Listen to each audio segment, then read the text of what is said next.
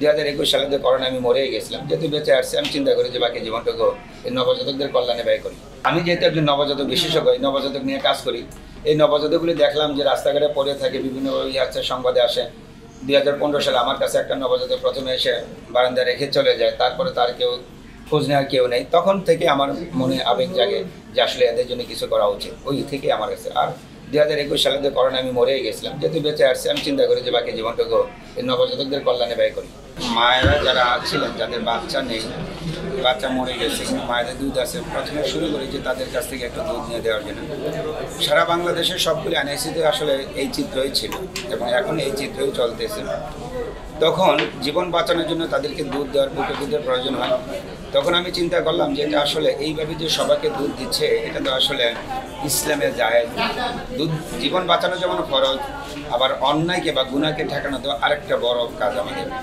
তো সেই ক্ষেত্রে আমি চিন্তা করলাম যে 2019 সালে প্রথম যে এই যে দুধগুলো দিচ্ছি একটু ইসলামী শরিয়া মোতাবেক কীভাবে দেওয়া যায়।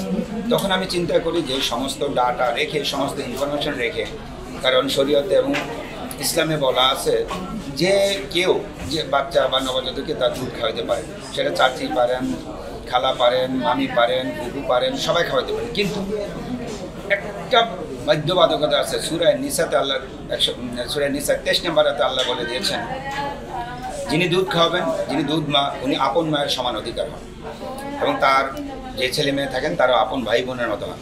তাদের সাথে বিয়ে শাদী ইসলামের সম্পূর্ণরূপে হারাম। সেই জিনিসটাকে মাথায় নিয়ে, সে আয়াতকে সামনে রেখে তখন আমি চিন্তা করি যে আসলে আমরা এটাকে একটা ইসলামিক ওয়েতে কীভাবে করা যায়। তখন আমরা শরিয়া ভিত্তিক হিউম্যান মিল্ক স্টোরেজ একটা চিন্তা করি। অর্থাৎ একটা মায়ের বুকের দুধ একটা বাচ্চাকে দেওয়া হবে, একটা কৌটাতে নেওয়া হবে, তার সমস্ত ডাটা দুই পক্ষের মধ্যে আদান প্রদান করা হবে। ভোটার আইডি কার্ডে দুধ মায়ের নাম, দুধ বাবার নাম দেওয়া হবে। হসপিটালে ডিসচার্জ কাগজে দুধ মায়ের নাম, দুধ বাবার নাম দেওয়া হবে, নিজের আপন বাবা মায়ের পাশাপাশি। দুই পক্ষকে ছবি দেওয়া হবে, ভোটার আইডি কার্ডের দেওয়া হবে, দুই পক্ষকে আলাপ আলোচনা করিয়ে দেওয়া হবে এবং দুই পক্ষকে জানিয়ে দেওয়া হবে যে পরবর্তীতে এই ভাই বোনদের সাথে ওদের বিয়ের সাথে সম্পূর্ণরূপে হারাম। এই জিনিসগুলো নিয়ে কাজ করে সে 2019 সাল থেকে শুরু করেছি। সর্বশেষ হলো গত 3 দিন আগে ইসলামিক ফাউন্ডেশনের আমাদের মাননীয় ডিজি মহোদয়, ডিজি স্যার নিজে এসে আমার এই কর্মকাণ্ড পর্যবেক্ষণ করে গিয়েছেন। উনি বেশ সন্তুষ্টি প্রকাশ করেছেন।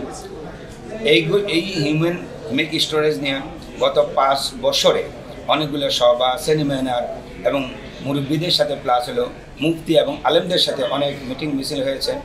সর্বশেষ ইসলামিক ফাউন্ডেশনে গত বছর একটা ওয়ার্কশপ হয়েছিল, যেখানে 40 জন আলেমে ওলামা উপস্থিত ছিলেন।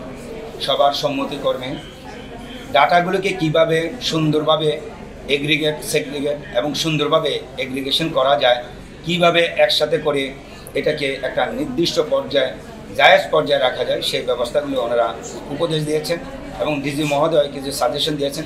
আমরা আশা করি আগামী 2-1 মাসের মধ্যে ইনশাল্লাহ এগুলোকে ইনক্লুড করে আমরা একটা পরিপূর্ণ রূপ দিতে পারবো ইনশাল্লাহ, যদি আল্লাহ আমাদের রহমত।